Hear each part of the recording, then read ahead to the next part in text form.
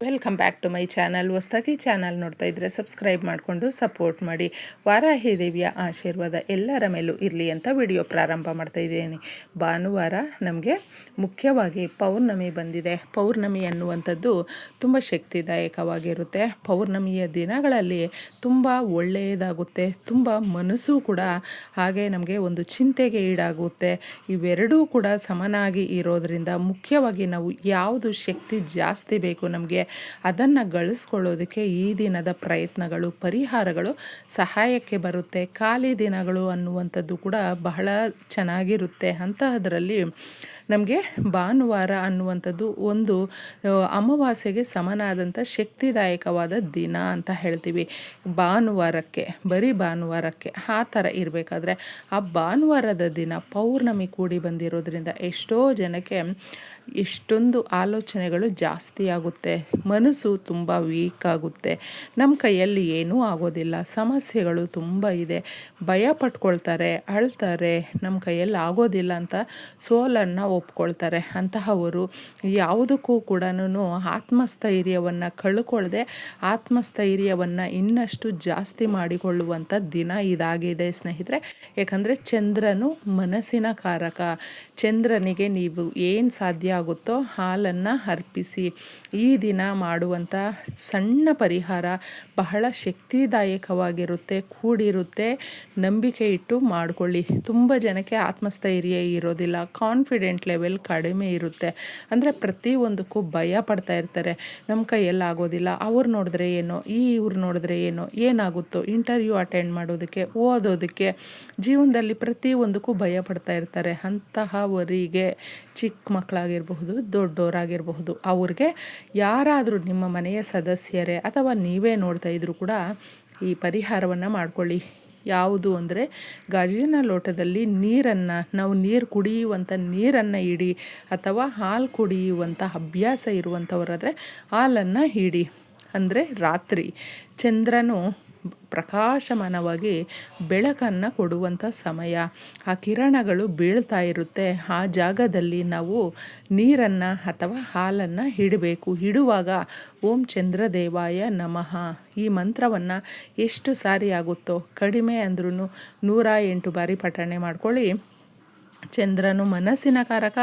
ಮನಸ್ಸು ನಮಗೆ ಗಟ್ಟಿಯಾಗುತ್ತೆ, ತುಂಬ ಒಳ್ಳೆಯ ಆಲೋಚನೆಗಳು ಸೃಷ್ಟಿಯಾಗುತ್ತೆ, ಅದರಿಂದ ಆತ್ಮಸ್ಥೈರ್ಯ ಹೆಚ್ಚಾಗುತ್ತೆ.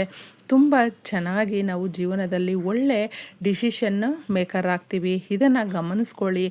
ಅದನ್ನು ಮಾಡಿಕೊಂಡು ನೀವು ನೀರನ್ನು ಕುಡಿಬಹುದು. ಒಂದು 1/2 ಅವರೋ 1 ಅವರೋ ಅಥವಾ ಕನಿಷ್ಠ ಪಕ್ಷ ಒಂದು 10 ನಿಮಿಷನಾದರೂ ಇಡಬೇಕು ಆ ನೀರನ್ನು ಅಥವಾ ಆ ಹಾಲನ್ನು ಇಟ್ಟು. ತದನಂತರ ಅದನ್ನು ತಗೊಂಡು ಮನೆಯವರೆಲ್ಲರೂ ಕೂಡ ಈ ರೀತಿ ಪೌರ್ಣಮಿಯ ದಿನಗಳಲ್ಲಿ ತಗೊಳ್ಳೋದ್ರಿಂದ ನಮಗೆ ತುಂಬ ಆರೋಗ್ಯ ಚೆನ್ನಾಗಿರುತ್ತೆ, ಶಕ್ತಿ ಅನ್ನುವಂಥದ್ದು ಚೆನ್ನಾಗಾಗುತ್ತೆ. ಒಳ್ಳೆ ನಾವು ಒಂದು ಕಾರ್ಯಗಳನ್ನು ಮಾಡಿಕೊಳ್ಳೋದಕ್ಕೆ ನಾವು ಆರೋಗ್ಯವಂತರಾಗಿ ಇರ್ತೀವಿ. ಈ ದಿನ ಮಾಡುವಂಥ ಸಣ್ಣ ಪರಿಹಾರ ತುಂಬ ಎಫೆಕ್ಟ್ ಇರುವಂಥದ್ದು. ಎಷ್ಟೋ ಜನ ನಮಗೆ ಯಾರೋ ಏನೋ ಮಾಡಿಸ್ಬಿಟ್ಟಿದ್ದಾರೆ, ನಾವು ಅದನ್ನು ತೆಗೆಸೋದಕ್ಕಾಗೋದಿಲ್ಲ, ನಮ್ಮ ಮನೆಯಲ್ಲಿ ಕಷ್ಟಗಳಿದೆ, ಅವರಿಂದನೇ ನಾವು ಸಮಸ್ಯೆಗಳನ್ನು ಎದುರಿಸ್ತಾ ಇದ್ದೀವಿ, ಅವರಿಂದನೇ ನಮಗೆ ತುಂಬ ನಷ್ಟ ಆಗಿದೆ, ನಮ್ಮ ಮಕ್ಕಳು ಈ ಥರ ಆಗಿದ್ದಾರೆ, ನಮ್ಮ ಯಜಮಾನ್ರು ಈ ಥರ ಆಗಿದ್ದಾರೆ, ನಾವು ಜಮೀನು, ಸೈಟು, ದುಡ್ಡು, ಮನೆ ಎಲ್ಲವನ್ನು ಸೋಲ್ಕೊಂಡಿದ್ದೀವಿ, ಏನೂ ಇಲ್ಲ, ಎಲ್ಲ ರೀತಿಯಲ್ಲೂ ಕೂಡ ಎಲ್ಲ ದಾರಿಯಲ್ಲೂ ಕೂಡ ಕಷ್ಟಗಳೇ ಇದೆ ಅನ್ನುವಂಥವರು ಇದನ್ನು ನೀವು ಮಾಡ್ಕೊಳ್ಳಿ, ಚೆನ್ನಾಗಿರುತ್ತೆ. ಬಿಳಿ ಸಾಸಿವೆ ಅನ್ನುವಂಥದ್ದು ತುಂಬ ಶಕ್ತಿಯಿಂದ ಕೂಡಿರುತ್ತೆ. ಇದನ್ನು ನೀವು ಮನೆಯಲ್ಲಿದ್ದರೆ ಬಳಸಬಹುದು, ಇಲ್ಲಾಂದರೆ ತಗೊಂಡು ಬನ್ನಿ. ಇದನ್ನು ತಗೊಂಡು ಬಂದು ಸ್ವಲ್ಪ ಏಲಕ್ಕಿಯನ್ನು ತಗೊಂಡು ಬನ್ನಿ. ಏಲಕ್ಕಿ ಬಂದು ನಮಗೆ ಈ ದಿನ ಎಷ್ಟೆಲ್ಲ ಪರಿಹಾರಗಳನ್ನು ಮಾಡ್ಕೊಳ್ಬಹುದು. ಲಕ್ಷ್ಮೀದೇವಿಗೆ ಮಾಲೆಯನ್ನು ಮಾಡಿ ಕೂಡ ಹಾಕಬಹುದು. ಹಾಗೆ ಈ ರೀತಿ ಪರಿಹಾರಕ್ಕೂ ಮಾಡ್ಕೊಳ್ಬಹುದು. ಒಂದು ಬೌಲನ್ನು ತಗೊಂಡಿದ್ದೆ, ಸ್ವಲ್ಪ ನೀವು ಬಿಳಿ ಸಾಸಿವೆಯನ್ನು ಹಾಕಿ 11 ಏಲಕ್ಕಿಯನ್ನು ಹಾಕಿ ಇದರೊಳಗಡೆ ಪಚ್ಚಕರ್ಪೂರದ ಬಿಲ್ಲೆಯನ್ನು ಇಡಿ. ಪಚ್ಚಕರ್ಪೂರ ಅನ್ನುವಂಥದ್ದು ಸುಗಂಧಭರಿತವಾಗಿರುವಂಥದ್ದು.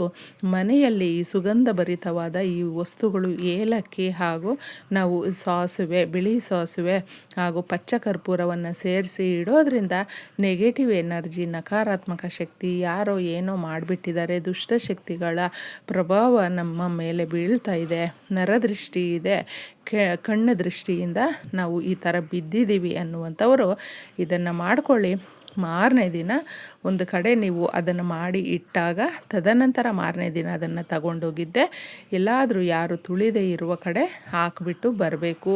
ಇದನ್ನು ಯಾರು ತುಳಿಬಾರ್ದು ಸ್ನೇಹಿತರೆ, ಇದನ್ನು ಗಮನದಲ್ಲಿ ಇಟ್ಕೊಳ್ಳಿ.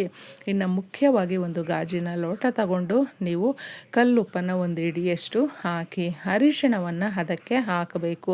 ಸ್ವಲ್ಪ ಸಾಸಿವೆ ಹಾಕಬೇಕು. ಈ ಪರಿಹಾರ ಬಂದು ಯಜಮಾನರು ನಮ್ಮ ಮಾತು ಕೇಳೋದಿಲ್ಲ, ಮಕ್ಕಳು ನಮ್ಮ ಮಾತು ಕೇಳೋದಿಲ್ಲ, ಸಂಸಾರದಲ್ಲಿ ನಮ್ಮ ಜೀವನನೇ ಅಳಿ ತಪ್ಪಿದೆ, ಯಾರು ಒಬ್ರಿಗೊಬ್ರು ಮಾತು ಗೌರವದಿಂದ ನಡೆಸ್ಕೊಳ್ಳೋದಿಲ್ಲ, ಮಾತುಕತೆ ಬಿಟ್ಬಿಟ್ಟಿದ್ದೀವಿ ಅನ್ನುವಂಥವರು ಅವ್ರಿಗೆ ಇದು ಸೂಕ್ತವಾಗಿರುವಂಥ ಪರಿಹಾರ. ಚೆನ್ನಾಗಿ ನಮ್ಮ ಮಾತು ಕೇಳ್ತಾರೆ, ಮಾಡ್ಕೊಂಡು ನೋಡಿ.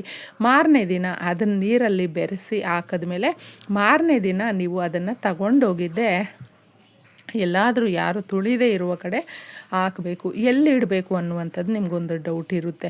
ನಿಮ್ಮ ಮನೆಯ ಹಾಲಲ್ಲೇ ಇಡಿ. ಆ ಗಾಜಿನ ಲೋಟದಲ್ಲಿ ಉಪ್ಪು, ಸಾಸಿವೆ, ಅರಿಶಿಣ ಹಾಕಿರುವಂಥದ್ದನ್ನು ನೀವು ಲಿಡ್ಡೇನು ಕ್ಲೋಸ್ ಮಾಡಬೇಡಿ, ಡೈರೆಕ್ಟಾಗಿ ಹಾಗೆ ಇಡಿ. ನಕಾರಾತ್ಮಕ ಶಕ್ತಿಗಳು ಮನೆಯಲ್ಲಿರುವಂಥದ್ದನ್ನು ಹೇಳ್ಕೊಂಡಿರುತ್ತೆ, ಮಾರನೇ ದಿನ ಚರಂಡಿಗೆ ಹಾಕಬಹುದು.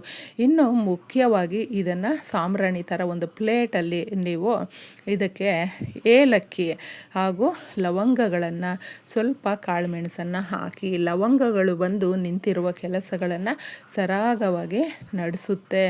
ಏಕೆಂದರೆ ದುಡ್ಡು ಕಾಸಿಗೆ ಪ್ರಯತ್ನ ಪಡ್ತಾ ಇರ್ತೀವಿ, ಆ ಕೆಲಸಗಳು ಆಗಬೇಕು ಅನ್ನುವಂಥದ್ದು.